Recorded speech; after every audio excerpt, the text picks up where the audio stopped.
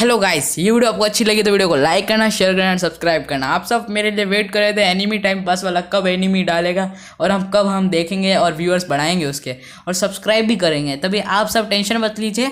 मैं आज मैंने 2 वीडियो डाल पाई, मगर इसमें बहुत सारे चैप्टर कवर करिए हैं। चिंता करने की कोई बात नहीं है, 2 एपिसोड कवर है। वीडियो स्टार्ट करना। फर्स्ट सीन में हमें दिखाया जाता है, वो बोलता है कि ना ये इस मेडिसिन में इतना खास क्या है जो इसलिए ये मर रहे हैं। वो कहता है तुम बेटा चुप रहो वरना तुम्हारी दोनों टांगे तोड़ के तुम्हारे घर वालों को भेज दूंगा। वो बोलता है अरे सॉरी सॉरी। वो मन में फिर बोलता है यार ये तो बहुत हरामी इंसान है, मेरे दादा, ये इसके पापा मतलब मेरी दीदी के पापा, मेरे बड़े पापा। तो फिर अपना वो बोलता है मैं तुम्हें बता तो देता, मगर ये बहुत पावरफुल चीज़ है। वो कहता है मुझे पता है 9 एलिमेंट्स का ये एक सूप है जो तुमने पता नहीं कहाँ से बनाया, और उसके सामने भीख मांगने लगता है। अरे भाई मुझे लू फेंग बता दे बता दे बता दे। और है ना उसके जो उसकी लड़की है, मतलब वो कहती है डैड आप ये क्या कर रहे हो। और वो बोलता है हाँ मुझे प्लीज़ लू फेंग तुम मुझे इसके बारे में बता दो, मैं इसको बनाकर अपने बहुत लोगों का भला करूँगा। फिर वो लू फेंग बोलता है नहीं मैं नहीं बता सकता, ये बहुत बड़ी होती है। मगर फिर वो बोलता है चलो ठीक है आपको थोड़ी बहुत नुक्स देता हूँ, आपको लगता है कि मैं बता नहीं पाऊंगा। फिर वो कहीं जाते हैं और वहाँ पे बहुत सारा मतलब पर्चे ही पर्चे होते हैं। उन पर एक है ना एक मेन दवाई का नाम होता है, उसको अपने लू फेंग को ढूंढना है। और अपना लू फेंग वो बोलता है कि हाँ ये मेरे लिए कोई बड़ी बात नहीं है, मैं अब भी ढूंढ के बता दूंगा। और अपना लू फेंग एक ही बार में उसे ढूंढ देता है। तो है ना अपना लू फेंग अपने उन कार्ड्स की तरफ देखता है, उन पत्तों की तरफ। वो उनमें 100 होते हैं कुल मिला के, और वो एक एक पत्ते को उस पर टिक लगाता है या उसको निकाल लेता है। और वो हैरान हो जाता है, वो जियो क्या नाम है, जियो है। और वो हैरान हो जाती है कि अरे यार इतनी मेहनत से और इतनी आराम से इसने कैसे पता लगा लिया कि यही मेडिसिन की दवाई है, ये तो मैं भी पता नहीं लगा पाता फर्स्ट टाइम में। और वो बहुत ज़्यादा हैरान होता है, ये कोई नॉर्मल इंसान नहीं है। और वो उसकी तरफ देखता है और वो सोचता है ये वो हर चीज़ में बहुत पावरफुल है। और फिर वो कहता है कि ना मुझे इससे सीखने है। और फिर वो घुटनों के बल बैठ जाता है, प्लीज़ लू फेंग सर प्लीज़ मुझे सिखा दीजिए। और ये नज़ारा देख के जो जी ही और वो बच्चा है वो बहुत ज़्यादा हैरान हो जाते हैं, यार ये इसके सामने कैसे झुक गया। और फिर अपना लू फेंग बड़े अजीब सा पोज बनाते हुए कहता है मुझे नहीं पता तुम किस बारे में कहते हैं। फिर वो कहता है कि ना वो है ना जिंग कहती है आप डैड क्या कर रहे हो। वो कहते हैं तुम चुप बैठो मुझे बात करने दो। और वो कहता है कि ना आप है ना मुझे बता दीजिए। और फिर अपना लू फेंग बोलता है आपको चिंता करने की कोई जरूरत नहीं है, ये ज़्यादा बड़ी बात नहीं है, मैं आपको सिखा देता, मगर मेरे भी कुछ नियम कानून है, आप प्लीज़ समझिए। फिर वो कहता है कि नहीं प्लीज़ प्लीज़ प्लीज़ मुझे समझा दीजिए ये कैसे बनाना है ये सूप, जो वो उसने टैंक को पिलाया है वही सूप की बात कर रहा है। और वो बोलता है ठीक है मैं आपको बताता हूँ ये कैसे बनाना है जियो। और फिर वो दोनों कहीं जाने लगते हैं। और अपने जो वो है वो सोचता है यार इसने 8-9 एलिमेंट्स को कैसे मिलाकर बना लिया ये, और ये एंशिएंट सूप है। और वो दोनों भी हैरान हो रहे होते हैं कि यार कितनी अजीब बात है। और वो भी सोचता है यार 9th एलिमेंट्स के नो मास्टर है कौन, मेरे को भी देखना है। और वो बोलता है कि ना वो बोलता है कि नहीं इसमें कोई बड़ी बात नहीं, आप तुमने तो एंशिएंट सूप तुम आराम से। वो कहता है आपको क्या लगता है मेरे को बनाना नहीं आता। वो कहता है नहीं नहीं आप गलत समझ रहे हो। और फिर है ना वो बोलते हैं तुम मुझे ये समझा दोगे तो बहुत बड़ा तुम्हारा एहसान रहेगा, मेरे को फ्यू बिलियंस रुपीज़ मिलेंगे। अपने लू फेंग हैरान हो जाते यार फ्यू बिलियंस रुपीज़ ये तो कुछ ज़्यादा ही है। और वो बोलते हैं ठीक है मैं कोशिश करूँगा आपको सिखाने की, आप चिंता मत करिए, इसके लिए आपको ये मेडिसिन लगेगी। वो कहते हैं हाँ तुम तो यार तुमने ये इतने आराम से कैसे बता दिया कि ये मेडिसिन लगेगी। वो कहता है मेरे को तो आता ही है बनाना, इसलिए मेरे को ज़्यादा कोई प्रॉब्लम नहीं होगी। और वो जिंग भी हैरान होती है और उसके डैड बोलते हैं कि ना मेरे को कैसे भी करके सीखना है और तुम भी जाओ मेरा काम करो। और वो कहती है ओके। और फिर वो अपने लू फेंग सोचता है यार ये एक सीक्रेट सेक्टर के बहुत बड़े मास्टर हैं मगर मेरे को पता नहीं है ये। वो फिर वो बोलता है कि ना मुझे पता है मैं तुम्हें चीफ कह रहा हूँ, तुम्हें अजीब लग रहा है, मगर बहुत सारे यूनाइटेड तरीके के लोग हैं, कुछ उनमें से कुछ फाइटिंग टाइप भी हैं, लगता है मुझे तुम उनमें से कुछ हो। और है ना वो बोलते हैं 4-5 तरह के हैं, किसी का नाम बर्डन्स है, किसी का नाम शेपडाउन है, किसी का नाम कुछ है, किसी का नाम अलग अलग सिम्बल्स हैं उनके। और है ना इनके बारे में आगे हमें बताया चलाएगा। और बहुत तरह के सिम्बल्स हैं अलग अलग तरीके, बहुत अजीब अजीब से। और वो बोलता है ये 9th सेक्टर तक के मास्टर्स के होते हैं, अलग अलग सेक्टर के मास्टर हैं। और फिर हम लोग बोलते हैं हाँ मुझे कुछ समझ में आ रहा है थोड़ा बहुत, इसमें कोई चिंता की बात नहीं। फिर वो कहता है हाँ तुम्हें समझ में आना चाहिए, हाई रैंक के फाइटिंग मेंबर्स होते हैं उनमें से भी होता है। फिर अपना हीरो सोचता है कि ना अरे यार ये किस बारे में मत करें, इनको क्या लगता है कि मेरे को फाइटिंग आती है। और लू फेंग वहाँ से जाने लगता है। और वहाँ से वो जाने ही लगता है तो वहाँ पे फिर वो अंगड़ाई लेते हुए कहता है यार पता नहीं उनकी क्या बात है, मुझे तो कुछ समझ भी नहीं आती फाइटिंग के बारे में। और फिर वो जिंग को देखता है, वो बोलती है क्या तुम जा रहे हो। वो कहता है हाँ मैं जा रहा हूँ और ये चीज़ें ले लो। और वो उसको कोई चीज़ पकड़ाती है एंशियंट टाइप की पुरानी सी, एकदम मुझे तो ये लक्की चार्म लग रहा है। और फिर है ना वो कहती है तुम इसका ध्यान रखना, ये तुम्हें प्रोटेक्ट करेगा या कुछ भी जो बोला जाए वो। और है ना तुम इसका ध्यान रखना, ये फीस है एक प्रकार से। और फिर वो बोलता है हाँ ये मेरे को अच्छा लगा, मैं ट्रिप पे कहीं पे ले जाऊंगा इसको अपने साथ। और फिर हमें देखा जाता है वो गाड़ी के पास बाहर जाता है, एक गाड़ी में बोलता है बारिश तो बहुत तेज़ हो रही है, और फिर वो वहाँ से जाने लगता है। तो वहाँ पे उसको मिस लैन का होटल दिखता है, तो वो सोचता है चलो मिस लैन से मिलता जाऊँ। उसकी तरफ देखता है, उधर जाता है तो वो देखते हैं मिस लैन को कुछ गुंडे परेशान कर रहे होते हैं और उससे कह रहे होते हैं कि तुमने पैसे नहीं दिए अभी, और तुम्हारे पति ने भी हमारे साथ जुआ खेल के बहुत सारे पैसे हमारे हरवाए। और वो कह रही होती है कि मुझे माफ़ कर दीजिए, मैं ऐसे पैसे धीरे धीरे करके भर दूंगी। और वो मिस लैन को बहुत धमका रहे होते हैं और कह रहे होते हैं तुमने पैसे नहीं भरे तो उसकी कोई बात नहीं, हम तुम्हारे साथ वो कर सकते हैं। और वो बहुत ज़्यादा रोने लग जाती है और चिल्लाती है कि ना तुम मेरे साथ ऐसा कैसे कर सकते हो। और उस पर वो चिल्लाती है, मगर फिर है ना वो सारे लोग वहाँ के जो लोग भी थोड़े बहुत खड़े होते हैं वहाँ अगल बगल के, वो भी कुछ नहीं कहते क्योंकि उनको डर लगा रहता है कि उनको ना कूट दें। और वो गैंगस्टर्स उससे कहते हैं इस लड़की को मारो जब तक ये बात ना मान जाए। और वो सब कहते हैं हाँ ठीक है। और अपना वो उधर से आ रहा होता है, अपना जो लू फेंग है वो कहता है कि तुम किसको मारने की बात कर रहे हो, मैं तुम्हें मार दूंगा, तुमने ऐसा किया तो। किसी भी एक औरत को परेशान करना ये बहुत गलत बात है। तभी वो ऐसा कुछ कह ही पाता, वो मन में ही सोच रहा था। फिर अचानक वहाँ पे एक बंदा आता है जिसके हाथ में एक ईंट होती है, वो उनकी तरफ दौड़ता है, उन गुंडों की तरफ, और है ना उनमें से एक गुंडे के मुंह पे मार देता है। और वो कहता है तुम मेरी वाइफ को ऐसे परेशान नहीं कर सकते और किसी भी मैटर में दखलंदाजी नहीं कर सकते। मतलब इससे ये साबित होता है ये उसका पति है जो जुए में सारे पैसे हार चुका है। वो कहते हैं तुम्हारे ऊपर बहुत सारा कर्ज है, तुम्हें हमारा उतारना होगा, वरना हम तुम्हें जानते ही हो हम क्या कर सकते हैं। और वो बोलता है मुझे तुम्हारे कोई मतलब नहीं है, मेरी फैमिली के बीच में मत आओ, और मुझे ज़्यादा पैसों लिए तुम मेरी फैमिली को अपने बस एक कुछ पैसों के लिए तुम मेरी फैमिली को नुकसान नहीं पहुंचा सकते, और मैं ऐसा कुछ होने भी नहीं दूंगा, और मैं तुम्हें मार दूंगा तुमने ऐसा कुछ भी किया तो। और वो ऐसे गुस्से में कहता है, और वो कहता है तुम्हें इतनी चिंता है, लो अब तुम्हें मारेंगे हम। और वो सबसे कहता है इसको मारो, इतना मारो। और फिर वो उसमें मारने लग जाते हैं, उधर के उसके जो गैंग के गुंडे होते हैं वो उसे मारने लग जाते हैं और उसको बुरी तरीके से मारते हैं। फिर हमें पता चलता है कि उसको बहुत बुरी तरीके से वो पीट ही रहे होते हैं, कोई मुक्का मारा होता है, कोई लाते मारा होता है। बेचारा अकेला क्या करता है, मिस लाइन बोलती है बचाओ कोई बचाओ, और वो भी बोलता है मैं बेशक अपनी पत्नी को ऐसे मार खाते हुए तो नहीं देख सकता। और वो गॉड से बोलती है भगवान आप इस दुनिया में तो मेरी मदद करो, मेरे पति की मदद करो। फिर वहाँ पे अपना लू फेंग आता है ताली बजाते हुए, और वो सारे लोग का ध्यान अट्रैक्ट होता है। वो कहते हैं ये कौन है, और उससे पूछते हैं कि ये यहाँ पे खड़ा खड़ा कर क्या रहा है, और सब लोग हैरान होते हैं। और वो कहता है मैं तुम्हारा डैड हूँ, तुम क्या समझ रहे हो। और वो कहते हैं इतनी बेवकूफ़ी वाली बातें कर रहे हैं, पागल वागल तो नहीं है कोई। और वैसे कहते हैं अपना लू फेंग उधर आता है और एक बंदे में बहुत बुरी लात मारता है, तो वो बंदा नीचे गिर जाता है और ढेर हो जाता है, और वो बहुत ज़्यादा चिल्लाता है। और वो फिर अपना जो लू फेंग है वो बोलता है मिस लैन आप ठीक तो हैं। अभी मिस लैन भी उसे देख के हैरान हो जाती हैं, और वो बंदा बहुत हैरान होता है कि ना एक बंदा जो बारिश के टाइम आया और अपना लू फेंग इंट्रोड्यूस कराता है उन्हें कि मैं लू फेंग हूँ। और वो कहता है कि तुम्हें किसी महिला को रोड पे ऐसे नहीं मार सकते।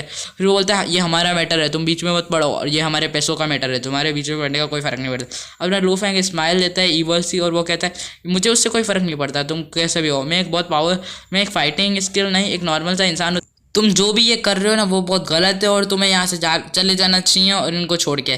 और वो कहता है मन में सोचता है यार ये कितना अजीब सा लड़का है, ये इधर आकर हमसे दखलंदाजी कर रहा है। वो उससे कहता है कि उसे मारो, इतना हो सके इतना मारो साले को। और तभी अपना वो मिस लैन बोलती है अरे लू फेंग संभल कर, ये बहुत खतरनाक गुंडे हैं। अपना लू फेंग एक में पंच मारता है तो किसी में लाते मारता है, और है ना 4-5 लोगों को वो अकेले सट्टे में ले लेता है, और सब वहाँ पे चिल्लाने दाएं मच जाती है। लू फेंग कहता है तुम क्या समझते हो कि मैं कमज़ोर इंसान अपनी ज़िंदगी में हमेशा हारता है और मार खाता है, और उससे ज़्यादा कुछ नहीं। और उसके जो मिस लैन का जो हस्बैंड था वो भी ये बातें सुन रहा होता है। उसके हाथ में बस एक ही ईंट होती है, एक ही ईंट में अपना जो हीरो लू फेंग है वो सब में मारता है। और है ना कोई टेबल लेके आता है तो उसे मारता है, और किसी को फेंक देता है, और वो उसको ब्रिक का यूज़ करके सबको मार रहा होता है। वो कहता है या अकेले एक ब्रिक से ही सबको हरा रहा है, हमें कैसे भी करके इसको ख़त्म करना होगा। और फिर हमें थोड़ी देर बाद का सीन दिखाया जाता है जहाँ पर वो सारे लोग ढेर हो चुके होते हैं, वो सब आउच अरे लग गई भाई, मम्मी पापा याद कर रहे होते हैं। तो वो लू फेंग बोलता है तुम्हें क्या लगा तुम इनको ऐसे ही मार लोगे, इधर ये खाना बनाते हैं, उनका खाना मैं खाता हूँ, और मैं इधर इनके घर में रेंट पे रहता हूँ, और इसलिए मैं इनको कुछ नहीं होने दूंगा।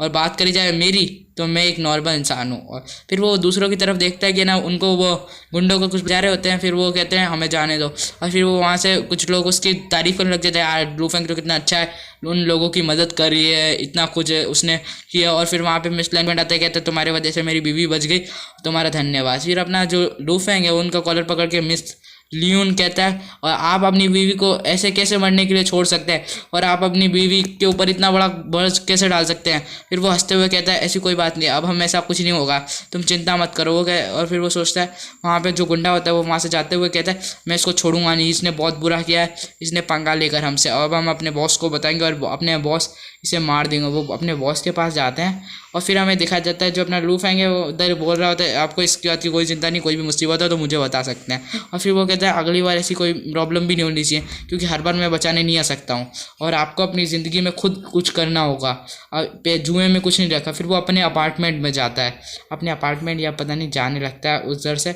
और वो कहता है ये बंदा कौन है। वो कहता है वो मिस लैन कहती है ये क्लास स्टूडेंट है और एक नॉर्मल हमारे अपार्टमेंट में रहता है और उससे ज़्यादा कुछ नहीं। और फिर हमें एक अपने जो मिस्टर जैंग है उनका घर दिखाया जाता है। मिस्टर जैंग के घर में अपना लू फेंग आता है कि मैं अंदर आ सकता हूँ, वीवी को स्कूल से लेने आया हूँ मैं।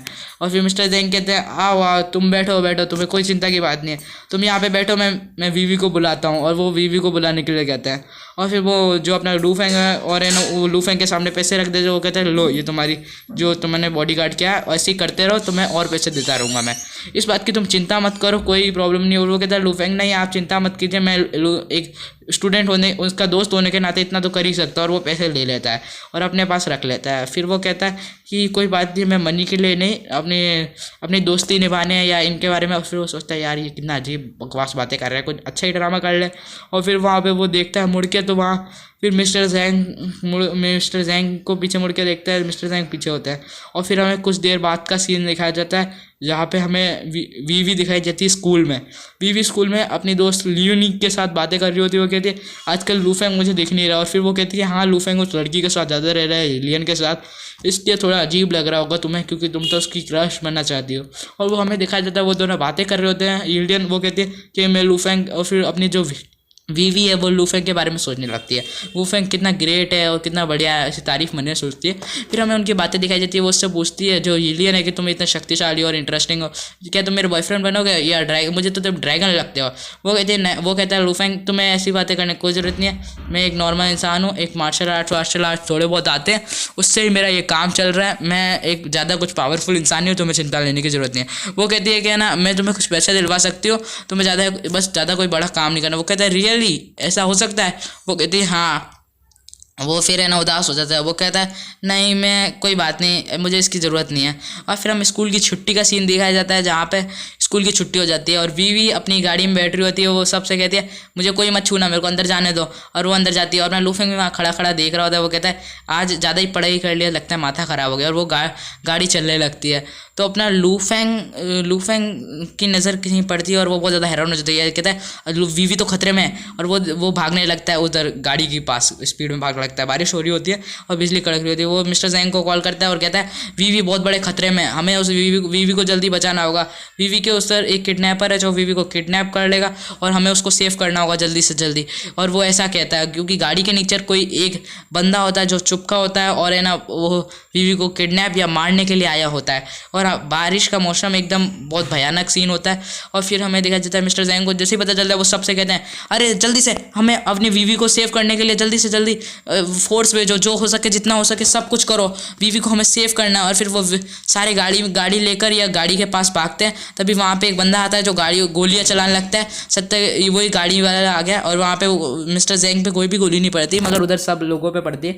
मगर फिर है ना वो कहता है मैं वीवी तुम्हें बचाने आ रहा हूँ, तुम चिंता मत करो। और फिर हमें दिखाया जाता है कि ना वो जो गाड़ी से वो बंदा उतरता है। वो कहता है मिस्टर जैंग मुझे पता था ऐसा ही कुछ होगा, मैं आपके लिए आपकी जो बेटी है वो लेके आ चुका हूँ, आपको चिंता करने की जरूरत। वो कहता है तुम्हें इसके बदले क्या चाहिए, मुझे मेरी बेटी दे दो, उससे ज़्यादा मैं कुछ नहीं मांगता। वो कहता है तुम्हारे वजह से बहुत कुछ गड़बड़ हुई है, तुम्हारे वजह से हमारे डिस्ट्रॉय हुआ है पूरा का पूरा ग्रुप। और वो कहता है मेरे वजह से तुम मुझे मेरी बेटी दो, मुझे उस किसी बात से कोई मतलब नहीं और तुम्हें इन बातों पे कोई मतलब ही नहीं चाहिए और तुम मुझ पे गोली शूट नहीं कर सकते। वो कहता है तुमने ज़्यादा बोला तो मैं तुम्हारी बेटी पे गोली शूट कर दूंगा, ये तुम मेरे हाथ में गन तो देख ही रहे हो। वो रोकता है कि नहीं तुम मेरी बेटी के साथ ऐसा कुछ नहीं करोगे, तुम्हें मारना ही है तो तुम मुझे मार लो। फिर वो कहता है मुझे पता है तुम अपनी बेटी के लिए अपनी जान भी दे सकते हो। तो फिर वीवी रोने लग जाती है, वहीं बैठे बैठे मुंह बंधा होता है और हाथ पैर बंधे होते हैं और रोने लग जाती है। मिस्टर जैंग घुटने के ऊपर गिर जाते हैं। वो कहते हैं तुम मुझे मार दो मेरी बेटी के बदले, तभी मेरी बेटी को छोड़ दो और उसके सामने झुक जाते हैं। और वो कहते हैं प्लीज़ मेरी बेटी को छोड़ दो। और फिर हमें दिखाया जाता है कि उस बंदे ने वीवी को छोड़ दिया होता है, और जो वीवी है ना वो बहुत ज़्यादा ही रो रही होती है, एकदम बहुत बुरी तरीके से रो रही होती है, क्योंकि हमें दिखाया जाता है वो बंदा कहता है हाँ अब तुम मरोगे, तुमने ज़्यादा बहुत बड़े बड़े काम किया ना, तुम अपने आप को महान समझ लगे।